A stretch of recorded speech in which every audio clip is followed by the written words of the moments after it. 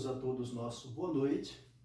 Mais uma vez temos o privilégio de retornar para fazermos esta gravação, a fim de que os irmãos possam ter um pouco da compreensão da palavra de Deus, juntamente comigo, e que Deus nos dirija nesta palavra, nesta mensagem desta noite, naquele que seria o culto de oração da nossa igreja, portanto, aquela reflexão que faríamos lá na Igreja Batista de Mações de Sobradinho. Vamos orar. Santo Deus, nosso Pai Celestial, obrigado por este dia, obrigado pelos teus cuidados, pelo teu consolo, pelo teu conforto. A todos nós, os nossos familiares, os nossos amigos, e estamos suplicando também, Pai amado, por aqueles que estão com entes queridos, hospitalizados por qualquer razão. Pedimos o teu consolo e o teu conforto também para aquelas pessoas. Suplicamos, Pai amado, a tua direção, o decorrer da explanação da tua palavra, a fim de que ela fique ecoando e que ela possa nos trazer e que nós possamos então tirar lições para as nossas vidas. No nome de Jesus, nós suplicamos e agradecemos estas bênçãos. Amém. Meus irmãos, hoje nós vamos começar o estudo de mais um livro da Bíblia, um livro com poucos capítulos, mas que teremos o tempo suficiente para tratar das lições que esse livro tem para todos nós. E é o livro de Tito, Muito bem, meus irmãos, a carta de Paulo a Tito, como toda a Bíblia, possui uma mensagem atual, uma mensagem oportuna e indispensável para a igreja contemporânea. É a realidade nossa, a realidade bíblica. Essa carta associa a doutrina, os ensinamentos, a doutrina que temos da própria Bíblia, ao dever. Doutrina e dever. Associa a teologia à vida. Portanto, os ensinamentos teológicos à vida. Sendo assim, nós percebemos que o dever decorre da doutrina e a vida resulta da teologia. Teologia, estudo de Deus. Muito bem. Quem despreza a doutrina incorre no risco de viver uma vida desregrada. E aí precisamos ter um cuidado. Não podemos desprezar os ensinamentos da palavra de Deus para não vivermos aquela vida desregrada, sem valorizar nada e nem ninguém. Bom, e quem abandona a teologia se envereda no abismo da devassidão moral, o que nós não queremos para ninguém, muito menos para os cristãos que têm os ensinamentos doutrinários bíblicos para se dirigirem, para se comportarem, para agirem nesta vida. Uma simples observação nos mostra que as igrejas abandonaram o estudo sistemático da palavra de Deus. Crescem em número, mas não em vida, vigor.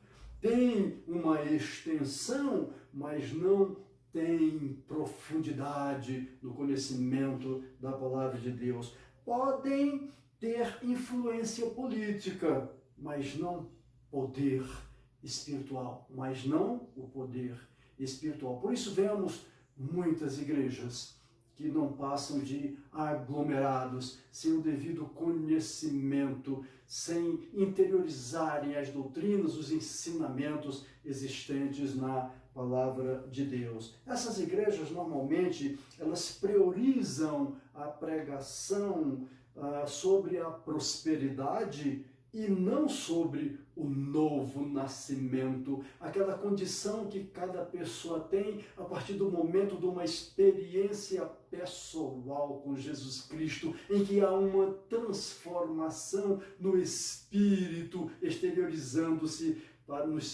nas suas palavras, nos seus atos. A igreja, esse tipo de igreja também, eles procuram, falam muito de milagres, e não de arrependimentos. Normalmente, a ênfase maior está nos milagres e menos no arrependimento. Todos nós temos o dever, então, de combater a separação entre a doutrina e o dever de cumprir os ensinamentos da palavra de Deus. John Stott diz que a ênfase dessa carta de Tito é a doutrina e o dever nas três esferas que nós atuamos.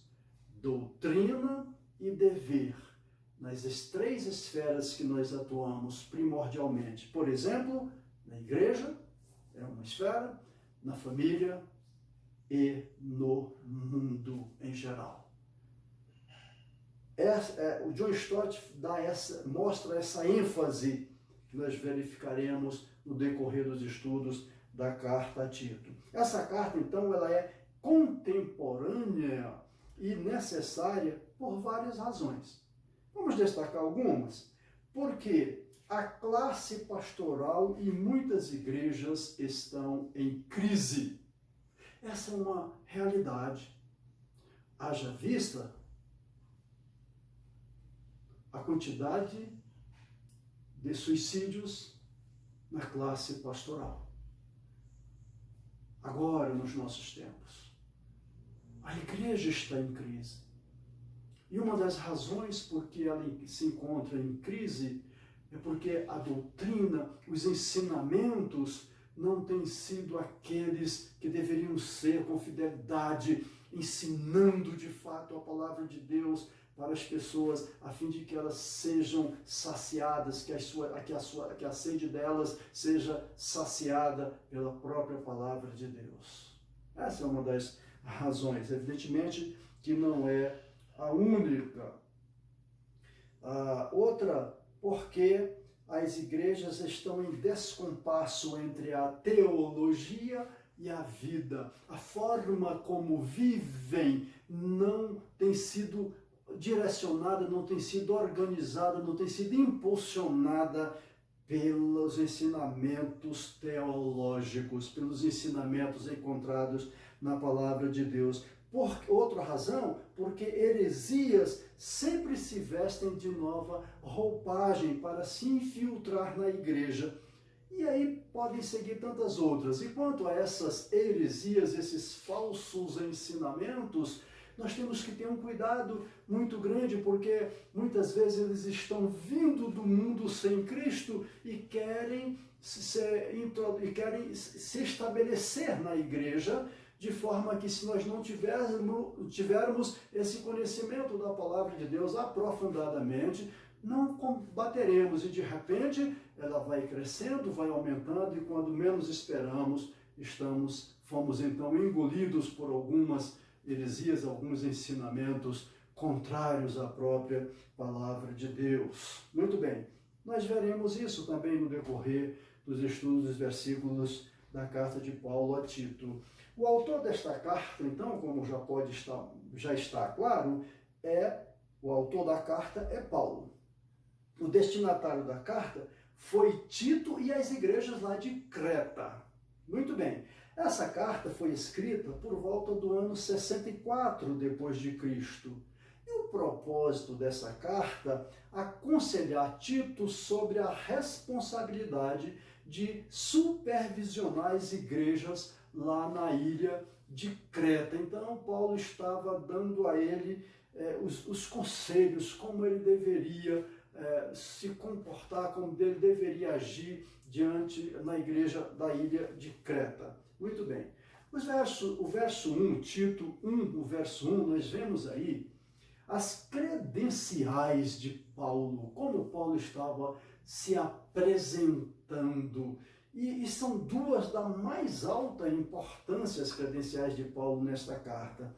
Ele se diz e está comprovado pela própria vida de Paulo, servo de Deus, aí uma das credenciais de Paulo, é apóstolo de Jesus Cristo. Apóstolo, o enviado de Jesus Cristo. Muito bem. Servo de Deus se refere à submissão de Paulo a Deus. ele tinha esse prazer de ser submisso a Deus. E apóstolo de Jesus Cristo se refere à autoridade de Paulo. É interessante você já notar essas duas credenciais de Paulo, porque como ele diz que eu sou servo, é o escravo de Deus. Mas ao mesmo tempo ele se diz apóstolo, o enviado, mostrando que ele tem autoridade concedida por Jesus Cristo.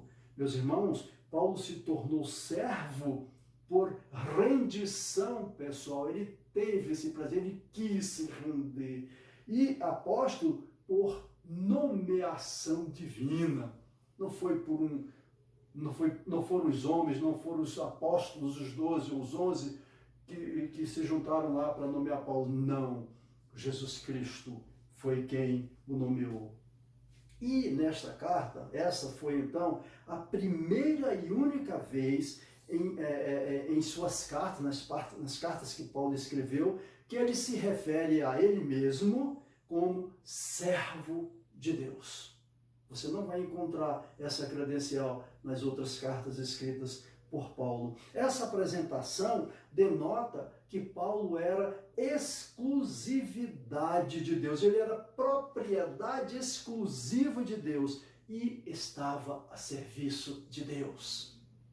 E aqui eu preciso chamar a sua atenção para essa credencial na sua vida.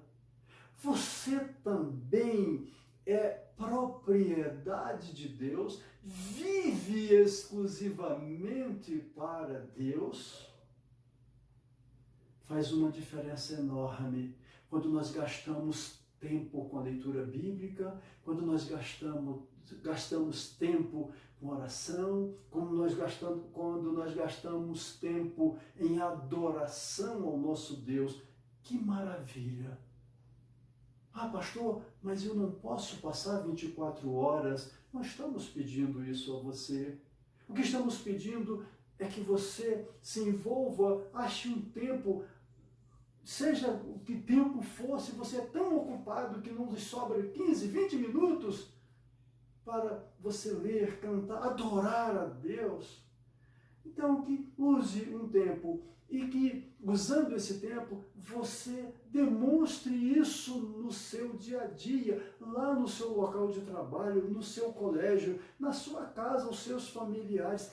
Você precisa demonstrar isto.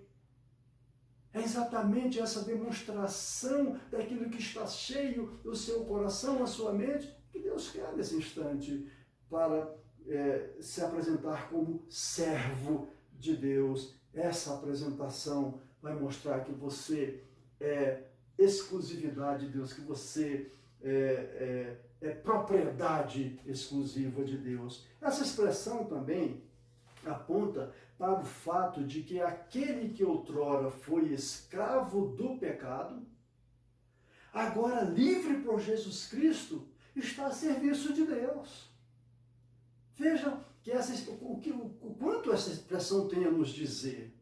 Como é importante que agora eu tenha essa convicção, como cristão, e você deve ter, de entender e de viver a serviço de Deus. Você não precisa estar com a Bíblia em todos os lugares, no seu local de trabalho, nem sempre isso é possível, mas o seu comportamento, a sua maneira de falar, a sua maneira de ser, a sua alegria, vai demonstrar isto, que você está a serviço de Deus. A expressão apóstolo de Jesus Cristo define aqui o seu ofício, uma vez que Paulo foi comissionado por Jesus Cristo. Paulo foi escolhido e separado pelo próprio Cristo para ser o apóstolo aos gentios. Nos versos 1 e 2, temos o propósito do apostolado de Paulo. Vamos ver esses propósitos? Então vamos lá. 1. Promover a fé dos eleitos de Deus. promover a fé dos eleitos de Deus.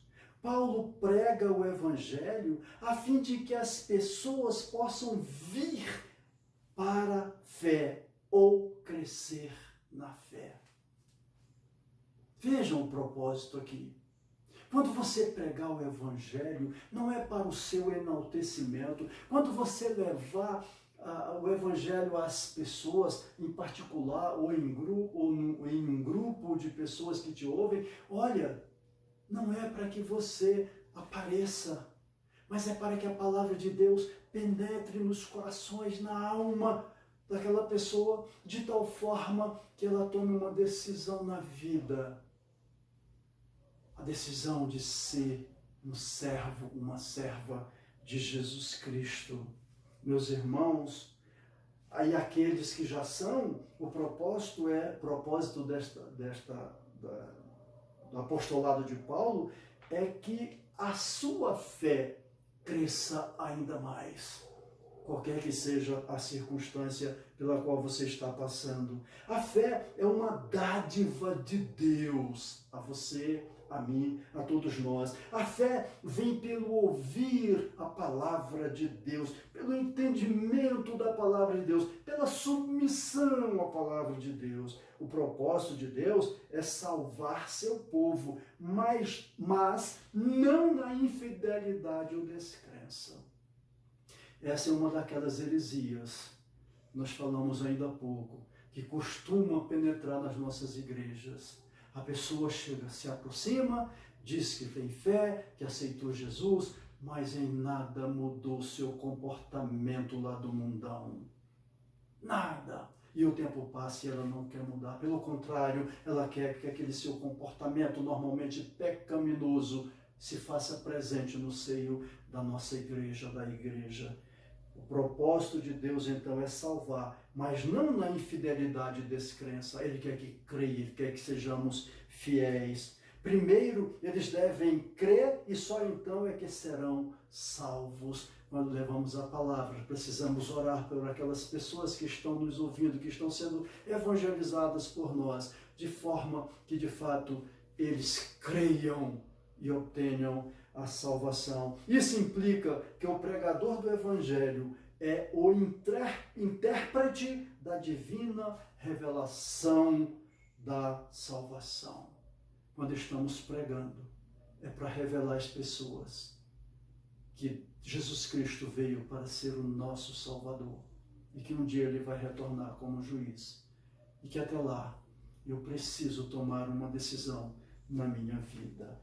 Então, um dos propósitos do apóstolo Paulo, promover a fé dos eleitos de Deus. Outro propósito, promover o pleno conhecimento da verdade. O ministério de Paulo tinha como plataforma principal oferecer aos pecadores o pleno conhecimento da verdade. Essa verdade é o evangelho da graça, é a fé evangélica não é cega nem mística, meus irmãos, mas ela se estriba no conhecimento de Deus, que nos liberta de todo erro e falsidade. Olha a realidade do evangelho de Deus, das boas novas. É nos dar sustentação para que, tomando conhecimento, sejamos libertos de toda a falsidade, de todo o erro. Paulo anunciava Cristo, que é a verdade encarnada de Deus. Cristo, a verdade encarnada de Deus. Eu sou o caminho, e a verdade e a vida. Eis a verdadeira e real verdade, Jesus Cristo. O terceiro e último aspecto para esta reflexão desta noite, nós vimos o primeiro, que é promover a fé dos eleitos de Deus. Segundo, promover o pleno conhecimento da verdade. E o terceiro, promover a vida piedosa, amorosa. Meus irmãos, a verdade de Deus produz vida santa. A verdade de Deus é endereçada ao intelecto e principalmente ao coração. Esta é a verdade de Deus. A verdade de Deus produz transformação de vida. Esses versos, os versos 1 e 2, que é o que nós estamos tratando, Paulo diz assim: Paulo, servo de Deus e apóstolo de Jesus Cristo, segundo a fé dos eleitos de Deus e o conhecimento da verdade, que é segundo a piedade, em esperança da vida eterna, a qual Deus, que não pode mentir, prometeu antes dos tempos dos séculos. Esses versos é que nós estamos discorrendo sobre eles aqui, e ele está nos dizendo aqui então que um dos propósitos do apóstolo Paulo é promover essa piedade, essa verdade de Deus, que produz vida santa, separada para o trabalho, para a evangelização, para o auxílio dos irmãos, dos seus semelhantes. A verdade de Deus produz transformação de vida, e é o que nós queremos ver: vidas sendo transformadas dia após dia, vidas deixando os desejos do mundo, se afastando das luzes que o mundo nos apresenta e vindo para a luz principal, a luz que faz brilhar o interior e o exterior, Jesus Cristo. Meus irmãos, a promover a esperança da vida eterna, então, outro propósito: promover a esperança da vida eterna a todos. Deus é o autor da esperança, pois Ele é o Deus da esperança. Promover a esperança da vida eterna. Deus promove e nos garante essa esperança, porque Ele é o Deus da esperança. Lá em Romanos 15, 13 diz assim: ora, o Deus da esperança vos encha de todo gozo e paz em crença, para que abundeis em esperança pela virtude do Espírito Santo. Para que abundeis em esperança pela virtude do Espírito Santo. Não é uma esperança vazia, é uma esperança produzida pelo Espírito Santo de Deus. O propósito dessa esperança é oferecer aos que creem a vida eterna. Meus irmãos, a verdade do Evangelho aponta para uma esperança gloriosa no futuro. É esse o nosso desejo para você.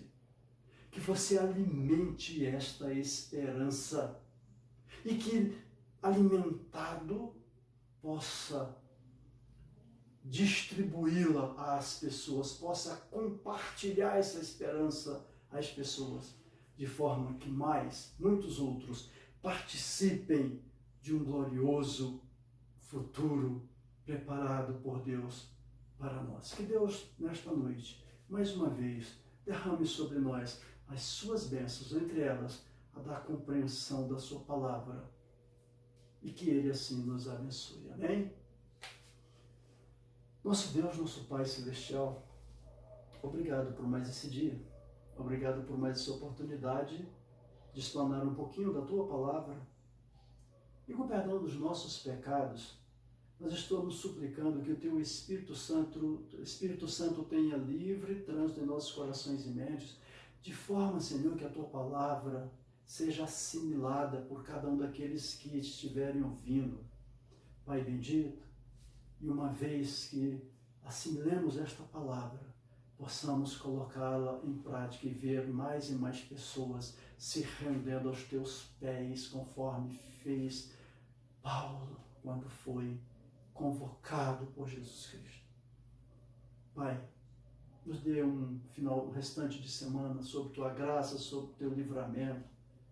Pai Celestial, nos livra, Senhor, dos males espirituais, dos males físicos.